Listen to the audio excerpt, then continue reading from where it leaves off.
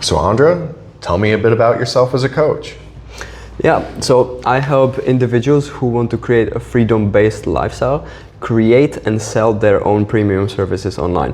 Whether that's coaching or video editing or something like this, premium means with a premium price point. That's it. That's awesome, man. So tell me more about how you got to this point. Where did you start? I started, well, it depends on how far you want to go, but with helping people build their own services. I started about 3 years ago when I first became like a fully self-employed digital nomad with my own premium services, which are helping people with social anxiety, helping people with mental health as a coach as well. I started that 2 years prior, maybe 2.5 years prior to that, because I myself in my own journey have overcome depression and social anxiety and lots of mental health problems without doctors or medication. So I wanted to start putting it out there and helping other people as well. Okay, so 5 years ago you launched a business helping people with social anxiety. Tell me what that looked like. There was a lot of moving pieces. I was still in high school. And I think I was around 19, right on the edge of 19 and 20 years old. So I was still in high school. I had a part-time job in the afternoon so I can have some income. And I basically didn't know anything what I was doing in terms of business or coaching or anything like this. All I knew is that I've done something meaningful and I've changed my life with personal development and practical psychology and things like this. And I wanted to share to others and I wanted to give back to others. And so I went online and I Googled how to make money online and what is a business and started doing basic research and kind of put it together that, well, I have to make videos and then invite people to sign up for my course or to buy my service or something like this. So I started making videos and talking about my story and giving people advice and giving people tips. And throughout, many people laughed at me. People told me that I'm crazy, that it's never going to work.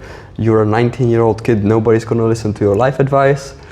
And yeah, it was very hard in the beginning, especially with all the outside voices that kind of made my own inner voice reflect that in a way. Like, oh, you are not good enough. What are you thinking? You're a 19-year-old kid. Who's going to listen to your life advice, right? But I pushed through that and I just made the videos, invited people on coaching sessions and did so much work for free. Like so much work for free while I was building up my skills and my credibility and my brand and all this. And yeah, eventually started getting paid. In that work for free, there's a lot of nuance there, right? And that yes, you are out there and you're not charging money for the services, but you're building those skills. That in and of itself is invaluable. Yeah. So what are some of the ways that you built those skills beyond working for free? How did you learn? Yeah, I learned mainly just online through my own research, through YouTube videos, through courses that I could get my hands on for free or audiobooks and books and a lot of coaching podcasts. So there's a variety of podcasts. One of them that I was listening to was Over It and On With It with Christine Hassler, I believe. And her podcast was set up that she just coaches the caller directly on the podcast. So in that sense, I was learning from the perspective of, okay, well, how is she coaching her directly, right? And I was really listening to the nuances. While I was reading a book about coaching, then I was reading into like live coaching sessions. And then I also learned a lot like from the perspective of the client. So I really enjoyed listening to those kind of podcasts, whether while I was working or while I was on my way to school or when I was running, yeah. Sounds like a really empowering journey, and you had the idea, you knew that you had changed your life, you knew that you had an impact to make, and it was just, how do I learn to hone this in a skill? And I can only imagine how hard it was to build credibility at 19 years old. Even now you're 24, right? Yeah. The comparison I make to myself in your situation is at 24, I was a manager in the oil field.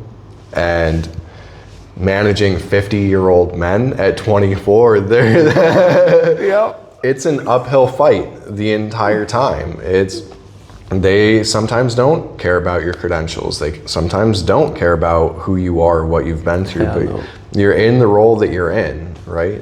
And it's been 5 years since your start. My outside opinion on the perspective is that there's a tipping point at 27. Somewhere in there, people start to care less about age. You're close enough to 30, you've been through just a little bit more. I'm planting a seed. I think that you only have about 3 years of this fist fight left in you. But, so you've been doing this for 2 years, you've gained some traction, you've gained some momentum, and then is it other people started to reach out to you like, hey, I've got an idea? Or what did it look like when you shifted into helping people with their online businesses? Yeah, so it wasn't so much just of a full shift, it was more like an add-on. Because people started asking like, hey, what did you do? How you quit your job? Like, what do you mean? What are you doing? And so I started kind of giving people the story of that perspective as well, like, okay, about the business. And then, I've been always like a fan of traveling and digital nomad lifestyle and being self-employed. And so it seemed like a very natural progression to start offering that as a service as well, to help people with creating their own services. Yeah, I myself, even being in fairly early phases of my coaching practice, I took a class, my first class was a year ago, just going out, teaching workshops, sharing my skills. People see that and they go, I want to be doing what you're doing. People just see what you're doing and attach themselves to it, right? How have you developed that over the last 3 years? How do you help people with their businesses more now than you did before? Well, now, more than before, the 3 extra years of doing all of this helped so much more with developing like a better business mindset, better business strategies, better business perspectives, and better perspective on marketing and sales, and all of these things, whether that's like a overall overview and also with some of the nuances, like some of the little things that make all the difference. So it has evolved in a way that it's better quality, it's more educated, there's a lot more experience behind it. Something that I talk about a lot is embodying coaching, right? And it's actually getting into the habit of practicing what you preach and getting out there and teaching. So for coaches who are just starting out, how do you help people make that embodiment switch? That's a great question. I think that can be a hard one for people, especially because there's the self-doubt that gets in the way, right? And they start to think about themselves and their situation rather than fully focusing on the client. So from that, I advise people and I help people ground themselves to, instead of being in their own head, being in their own body. And to me, that most often looks like putting some of my attention into my legs and into my feet, because that's where the grounding energy is. So I take attention away from my brain, from the overthinking and all the limiting beliefs and all this, and on my own body, I just put it in my legs, and then I focus just on listening, right? So I help people embody it through similar practice. Put attention in the bottom part of your body and fully focus on the person, what they're saying, what their posture is, how they're breathing, what their facial expression is. Like really be there for them. Forget that you exist in that. When you're coaching that person, you really have to get out of yourself completely and just be there for hold space for the other person. Learning these active listening skills and stepping into the body grounding strategies. Something else I talk about is like a proverbial tool basket of we all have different tools that we use as a coach. What are some things that you keep in your tool basket? Active listening is number one immediately. And another one is why questions. And another one might be just tell me more. And another one is like helping people see a different perspective, so like a perspective shift. And I have some other journaling exercises. My coaching style is usually a mix of coaching and mentoring. So coaching is more like questioning, helping them come up with their own answers, their own ideas, and see a different perspective themselves. Mentoring is more like, hey, from my experience and my knowledge, this is what you can try. This is what works. This is what doesn't work. So I have both of those in my arsenal, and my sessions tend to be, let's say, 40% coaching, 60% coaching, 40% mentoring. Something that I heard you talk about is overcoming self-doubt. So beyond grounding strategies, what are ways that you help people do that? With self-doubt or any other growth in life? I believe, and I've been guiding people with 2 pillars of progress. Number 1 is internal work. Number 2 is external work. So internal work is more about your own beliefs. It's more about your own emotions. It's about your state. It's about your traumas. It's about internally, right? External is, put simply, exposure therapy. So if you want to overcome self-doubt, you got to work on both of these. So first you got to kind of dig into, okay, where's the doubt coming from? Because sometimes if you're doubting, if you're not good enough, well, maybe actually you're not yet, and you need to work on something else first, sometimes. Other times it's only the self-doubt. So doing the introspection, self-awareness, and also, again, mindset shifting in terms of like shifting your perspective. Now, I can give you a specific example. For example, my age, right? I was 19, let's say 20 years old, and so that's an immediate self-doubt factor. I'm too young, nobody's gonna listen to my life advice.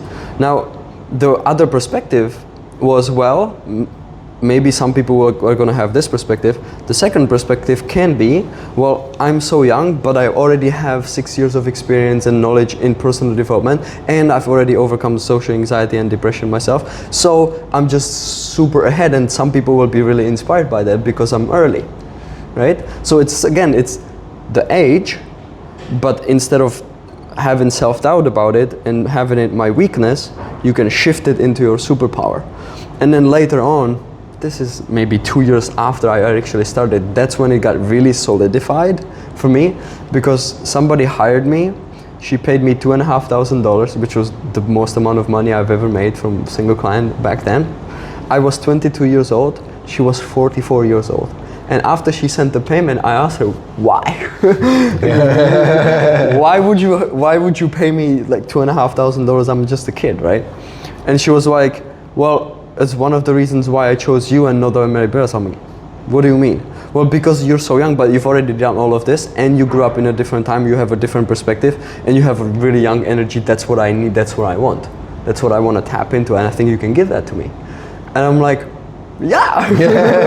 It makes sense. Yeah. So internally, she helped me like fully transition into all of the rest of the self-doubt that was there about my age. That's when it completely got annihilated, because somebody paid me because I was so young, right? So that would be like the internal part of changing your perspective, and how can you maybe change something that you're doubtful about into your superpower instead of a weakness. And also working on like this belief a lot of the times wasn't even mine. Like it was from my mom, or it was from my dad, or it was from the other people who told me that I'm too young, nobody's gonna listen to me. Right? So that was also like a self-awareness part, like this is actually not even my belief, but other people gave it to me and I kind of adopted it. So I don't have to have it, because it's not mine. And then the external work is just going outside of your comfort zone and doing it anyways, right? It's like there's no way around it. You can sit there, you can meditate, you can do energy healing, you can do hypnotherapy, you can, all of this stuff, whatever. You can do years of therapy, years of coaching. Unless you then go out there and you offer the service, or you invite somebody for the first coaching session, even when you're doubting yourself, even when it's scary, you're never gonna get anywhere. So that's the external work part, where you have to just go and take massive, uncomfortable action. For people who don't know you at all, what is the Ondra classic of getting out there and the exposure therapy, of being uncomfortable? How did you start that for yourself? And yeah, so for me, exposure therapy started when I was about 14, 15 years old because of my social anxiety and my depression. Like, that's where it was one of the main tools how I overcame it without doctors or drugs. And my classic eventually turned out to be talking to strangers in public. And it started by just introducing myself and talking to girls on the bus on my way to school. Like, it was the first environment where I said hi to a complete stranger and tried starting a conversation. In real life, before then, I started chatting with people online anonymously, and then using my name, and then voice messages and video calls and things like this. So it was like a progression. So as my little nuance for exposure therapy itself, I created a structure, and I use this for people with mental health. I use this with people for business, scaling businesses, all of it. Is leveled exposure therapy. So imagine that you're really anxious and you're really shy, but you want to go, and your goal is to go and be able to pick up a girl in a Starbucks. Well, so that's level 10, and you're here at level 1. You're not going to be able to go from level 1 to level 10 directly, because you're going to get rejected, you're going to embarrass yourself, and you're going to be like, oh my God, I never want to do this again, right? So that's counterproductive. No, you got to figure out, okay, what are my levels in between? Okay, well, maybe I can't do that now, but maybe I can just give somebody a compliment. Or maybe I can just wave at a stranger. Maybe I can ask for time and then walk away. Or maybe if I can't do any of that, maybe I can just send messages to people on Facebook. I can go in a Facebook group and try and connect with people there and have a conversation, you know? And then you go step by step, and then a few months or a year later, you're gonna be like, you walk into the Starbucks and you're like, hey, well, you're cute. I really like it, you know? And you're gonna be able to do that because you've already built up the confidence throughout the levels. There's a lot to be said for stepping into that authentic truth of just being able to give a compliment without needing to receive anything back, and to just have that free flow, to not be so bound up by the social anxiety, by the fear, by the doubt, and to just step into your authentic self. Is that something that you help people with a lot? Yes. That's especially on the mental health and on the social anxiety side. Nowadays, I started shifting that as well into more of social health. Mm-hmm. So it's a little bit more holistic, it's a little bit more aspirational, rather than just focus on the problem, which is anxiety. Okay. But okay, what can we do to heal, create health, and beyond?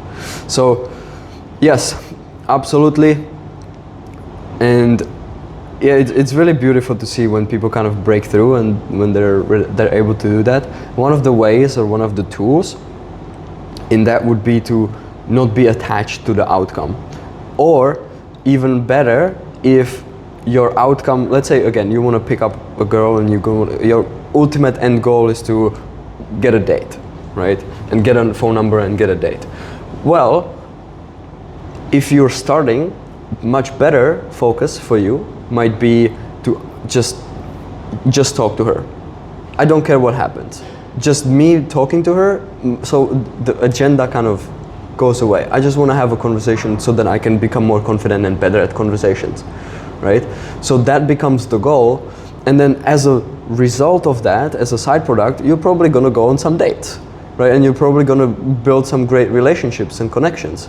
But that's not the ultimate end goal. Your ultimate end goal is just to become great at conversations, is to become great at interacting with people and doing that.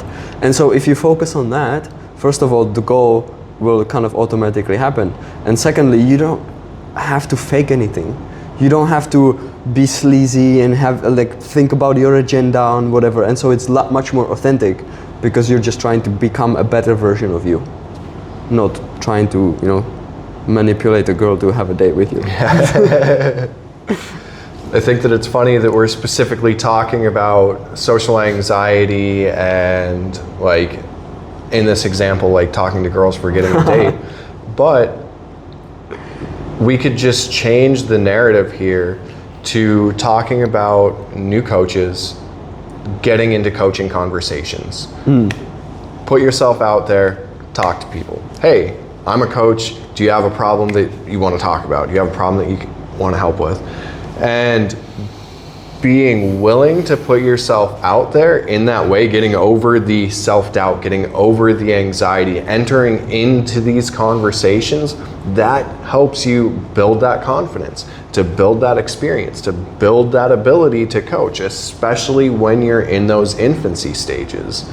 Do you have ways that new coaches can build off of having these conversations and turn those into coaching relationships? Yes, very simple. It's like a 3-step process, 3-step stages. Number 1, you ask them about their goals and what are they most excited about.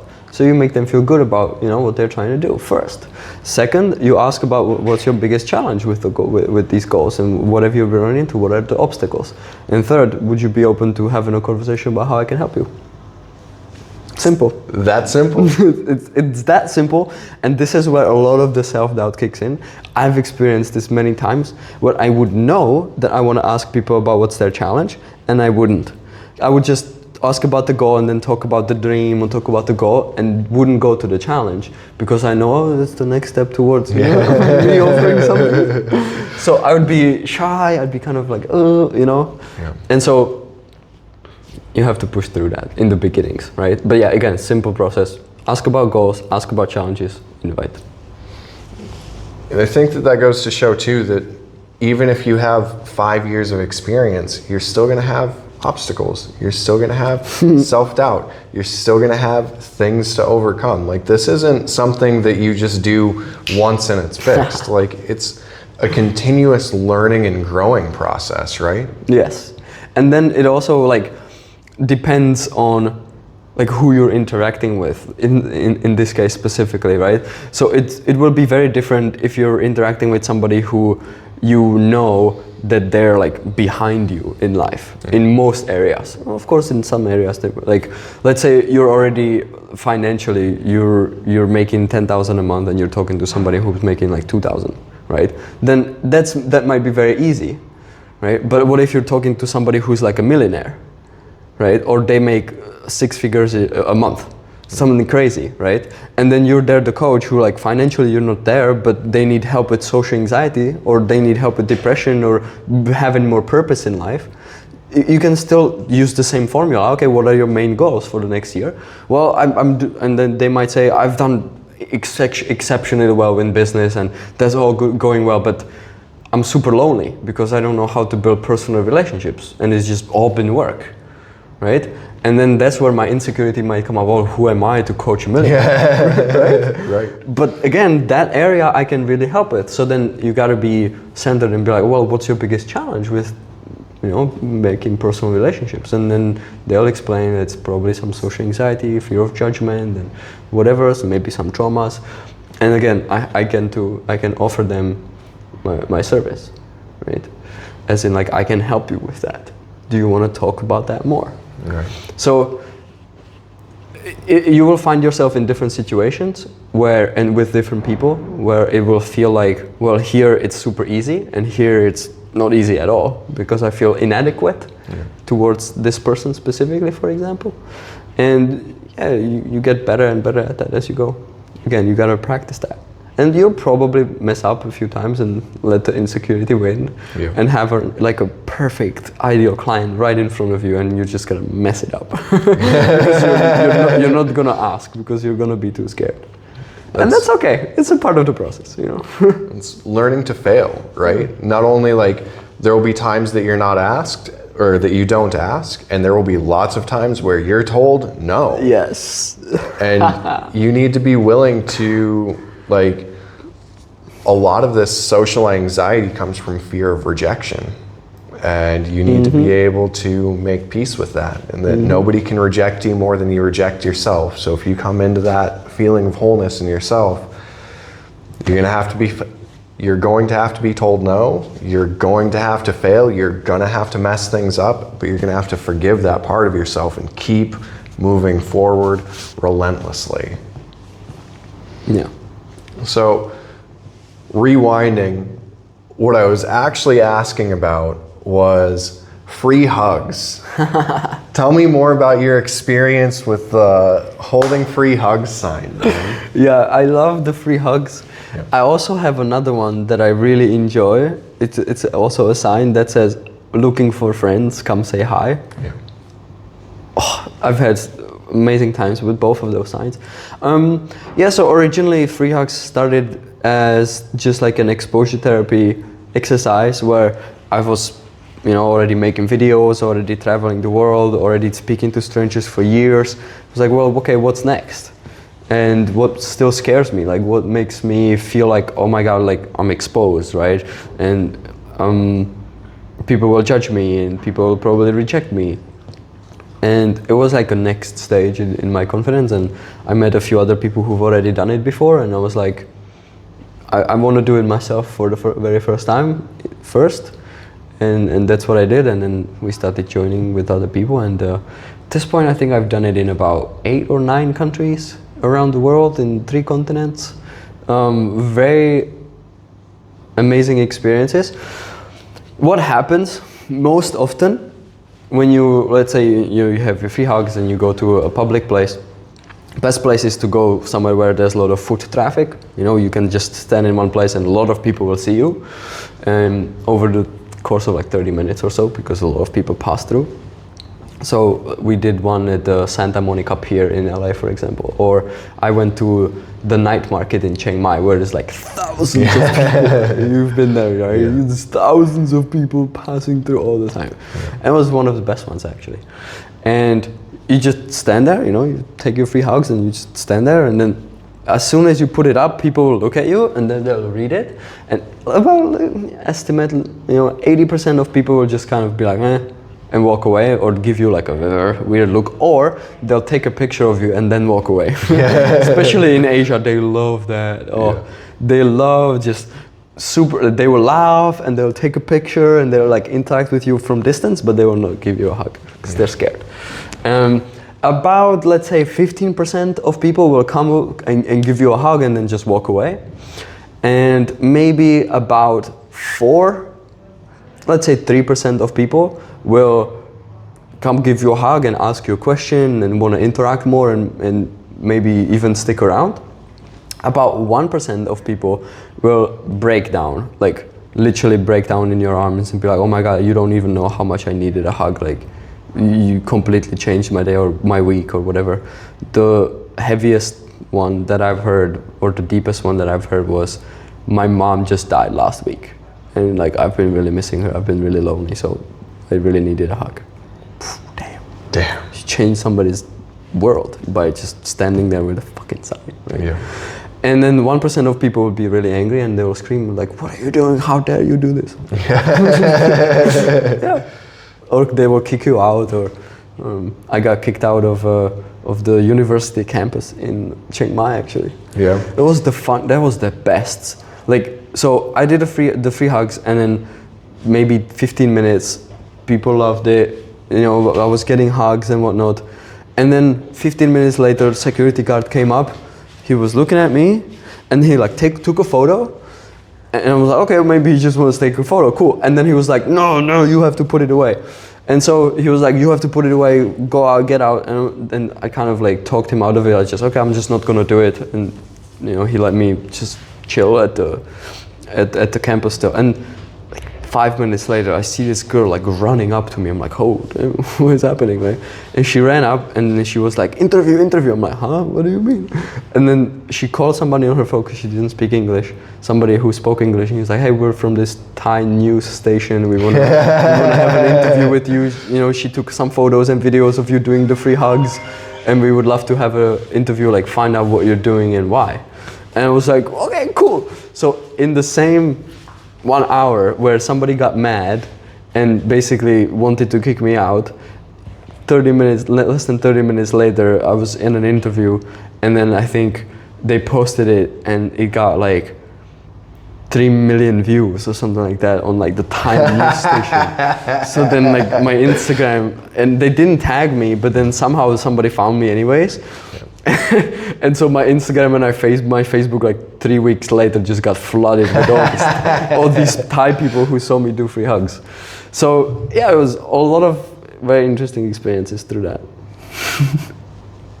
I didn't know that bit about the Chiang Mai story and being seen by the news for 3 million people in Thailand. Yeah, it was a huge news station. I had no idea. I was like, sure, yeah, you can interview me. Yeah. And then another one, this one you know, I obviously met my fiance by doing free hugs. Yeah. As well, yeah. Yeah. Do you want to give a couple minute recap of that story, how that played out? Yeah, so I got invited to go spend Christmas with my online friend in Cambodia, because her family lives there. She's from Belgium originally, but living in Cambodia. And so we have a really great dinner, and like a Christmas dinner, and afterwards she's like, hey, do you want to go out dancing? There's this like bar, open air bar nearby, and I'm like, okay, cool. I'm not really like a dancing club person, but I'm gonna bring my free hugs. Like worst case, I just stand outside and do free hugs on the street, right? And so the bar was actually pretty nice, good music, open air. It wasn't like a club inside, which is nice. And in Cambodia, in these bars, in these places, there's people who go give like selling roses, right?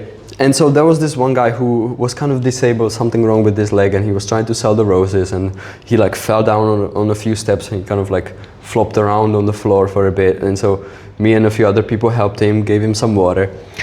And I'm standing there like looking at him. I'm like, he has like 12 roses, you know, in his hand, and I'm like, I'll just buy all of them, you know, it's gonna make his day. So I bought all of the roses. I gave him $10, and he was like, oh my God, thank you, $10. Yeah. He was ecstatic. And I got all the roses, and I just went around to give them away for free.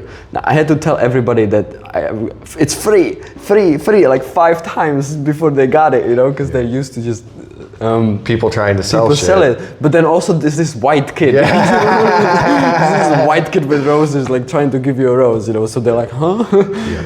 And one of the people that I gave the rose to was Julia. Right? And I just gave her the rose, and I walked away, and it's kind of dancing in the corner, got bored. So I just like, I had the sign in my back pocket, so I just like kind of pulled it out and like folded it out and just like put it above my head. She saw me like right across the dance floor, and she was like, oh, started pushing people away. Yeah. And then ran across the dance floor, like gave me a big hug, and we started talking, and she was like, yeah, I'm actually from here, but I was like, you speak English, this is not normal. Yeah. This is not normal. And I just started my business a couple months ago, quit my job. I'm waiting for my passport. I'm about to go travel to Thailand next year. And I'm like, you're impressive. Like, you want to go have brunch tomorrow? Yeah. And yeah, we had brunch, and we've been together for 2 years now. All because you did free hugs, man. Yeah. It really speaks on the possibilities once you open yourself up, when you stop holding back and you actually start doing the things that you want. I still am getting over social anxiety myself, as I think that many people are. I hate filming in public. I feel like the whole world is staring at me. So something that I've been doing is I record a shitload of content that you'll never see because it just gets deleted, but I go walk through busy places and just talk to my phone just to open the dialogue to create the exposure therapy. In the early phases of that, if you guys haven't seen the chicken, we don't talk about the chicken, but we'll talk about the chicken right now. I carry around a rubber chicken in my backpack. And one of the things I did was just like standing in the airport, start filming a video, take out the rubber chicken and start squeaking it. And nobody even turned around. Nobody even notices. Like, just be unafraid to go after the things that you want because nobody's paying attention. Yeah. That's not to degrade your self-worth. It's just that everybody's so focused on their own shit, they're not paying attention to what you do.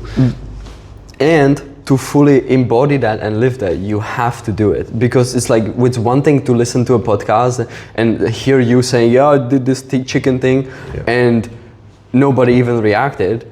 Like, yeah, cool, it sounds nice, but until you actually do it and you experience it, and even if people care, and then you're okay on the other side of that, that's when it makes impact, right? That's the external work that you have to do, not just sit here and, I understand it. Yeah, the way that I phrase that is there's a gap between having the knowledge to say something and the wisdom to feel it. Like, we can sit here and talk about it all day, but going out, living through that experience, having that, putting that in your pocket, like, all right, I can go through this and just be okay. And most of the time when you start going through these things and taking these steps, taking these actions, be it social anxiety, squeaking a chicken, holding a free hug sign, or starting a coaching business, it's in your mind, you have made it so much worse than it actually is. The fear is so unfounded. The fear that you're feeling is so much worse than taking the action. Like, something that I really struggled with was approaching women, really common thing. And like, for me, I don't drink, but I would go out to nightclubs and dance just because I like to dance. And learning to approach women, of like, the fear before I would go talk to a girl, I thought I might die. And then I would just go talk to her, and maybe we would click or maybe we wouldn't. And I would just, okay, if we don't click, oh, hey, whatever, it's all good. Like, it doesn't actually hurt my feelings. I hurt my feelings way more by thinking about what could go wrong than just having the experience and going through it and doing the thing, taking the steps, right? Yeah, exactly. And yeah, like you said, it applies to everything. It applies to going out, trying to make friends. It doesn't even have to be romantic.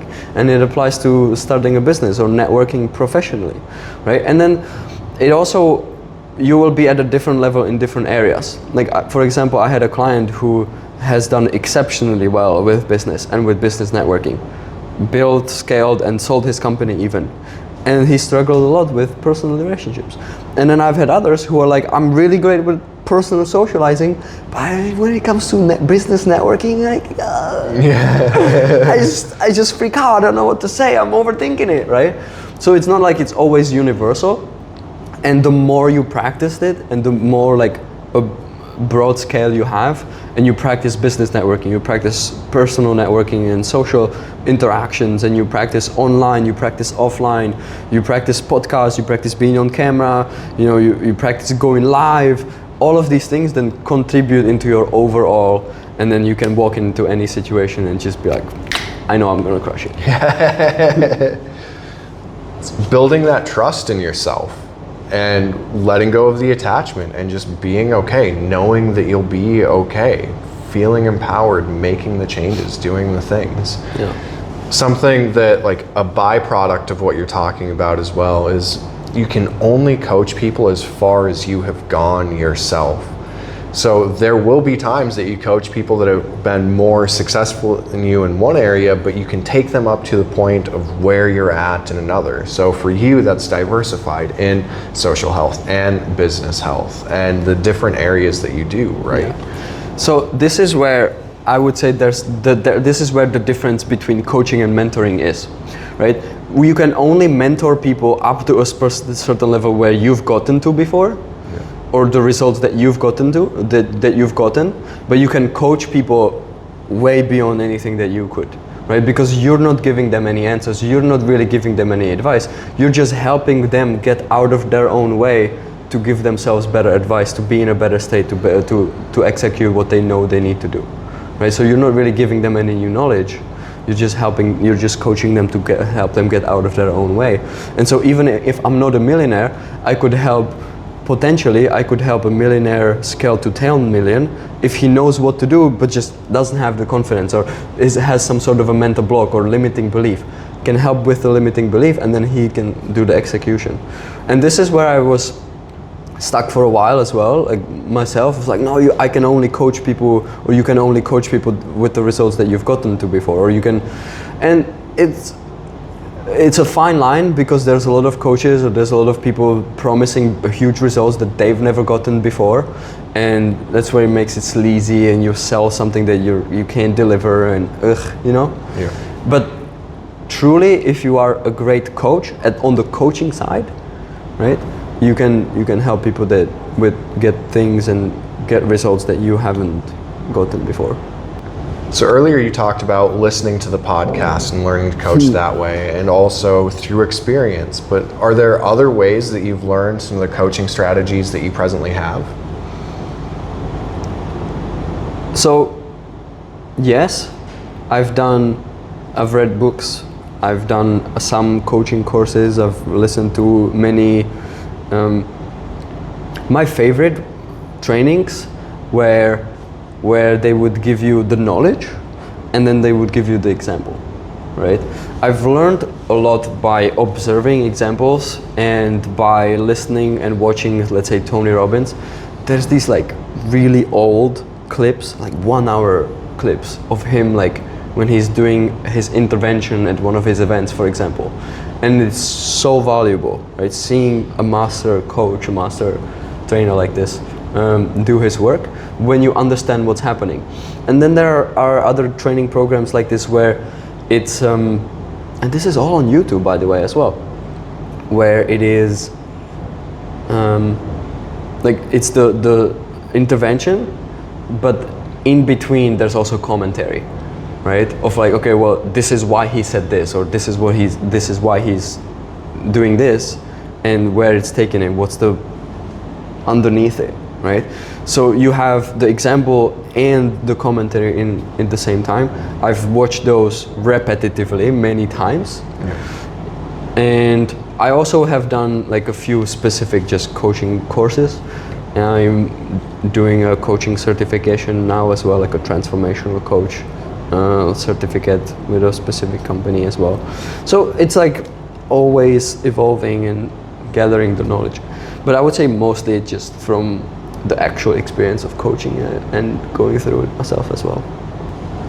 So for coaches who are just starting out, what's a realistic timeline? Yeah, this is a great topic, very important.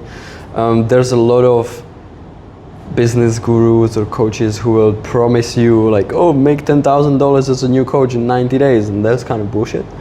And that's very unrealistic, I found, in most cases. Most of the clients that sign up with me, I've noticed this timeline. In the first 3 months is where you kind of learn the foundations of the business side. You create your offers, you start to understand your ideal client, you start to go out there, create some content, maybe create a community, build a group, and get some traction, start having those conversations. And within the first 3 months, our main goal would be to get you 1 or 2 pro bono clients, long-term pro bono clients, not just individual sessions, but somebody to like actually say yes and sign a contract. I'm gonna work with you for a month or 2 months for free, but you wanna get the experience of having somebody week by week, if that's, or bi-weekly, you know, depending on what you wanna offer. So within the first 3 months, sign up 1 or 2 first pro bono clients, and then you continue doing that, you continue your content, networking. So within the first 6 months of the business, you can expect to sign up your first paying client, right? And that probably won't be $5,000. Depending on where you are, it could be, but if you're starting from complete scratch with no business experience, no coaching experience, it probably won't be, right? It'll be a lower price point, which is okay. And then within the first year is when you can expect to have a few paying clients signing up regularly, and where you start collecting a lot more testimonials from paid clients and things like this. And maybe between year 1 and year 2 is where you can start reaching towards like replacing your full-time job or your income based on where you are and where you want to move to, right? In Asia, obviously, you can extend that a lot. Yeah. So that would be like the realistic timeline. First 3 months is the first pro bono client and building up your community. First 6 months is your first paying client and building more of a brand and the relationships. Within a year is where you start signing up more clients more consistently. And within 2 years, you could be doing it full time. I think that it's great to give that realistic timeline, especially as somebody who's helped give that transformation time and time again. And you're right, for a lot of people, they aren't going to go out and make 10 grand in the first 90 days. And a lot of that comes to like, you have to know what you're bringing to the table as a person as well. What is your business background? What are your limiting beliefs so far as money? Who are you willing to talk to? And this both is and isn't relevant, but how much money have you made in the past? Because odds are you're not, if you are used to making $10 an hour, you're not going to sit down and say, hey, I want $5,000 for a coaching package, right? Like everything's about perspective. Everything is relative. Right? Yeah, specifically with money, and money is a huge part of, I mean, this is a business that we're building here, right? Yeah. It's not a charity. If you want to do coaching as a charity, well, you should probably have a conversation about that with somebody, because it doesn't really work well. Right. Maybe you can find ways, but generally people need to have skin in the game. Right. And then you also need to live. Yep. Yeah, so money is a big part of the equation of the conversation. And I found that a lot of the time comes down to your own money mindset and your own like money container. Yeah. And not only to what you say you want to make or what you feel like you can make, but what your subconscious mind is actually wired to, right? And so that I found personally, it kind of expands, again, step by step. Yeah. And it can be a higher, like sometimes it can be a bigger jump, and sometimes it's going to be a small jump. But it's, yeah, like you said, it's not like you're going to go from making $500 a month to charging $5,000 for a package. Like, yeah. That could happen. However, it's about being realistic with yourself, creating goals that you feel are obtainable, and creating the systems to actually go after these things. Yes.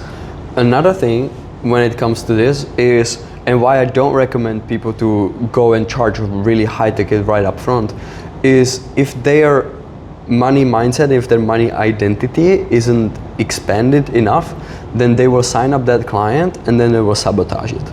And then they will blow it up, and then there will be problems with like, hey, this person wants a refund, or hey, this problem isn't unhappy, and what are you going to do then?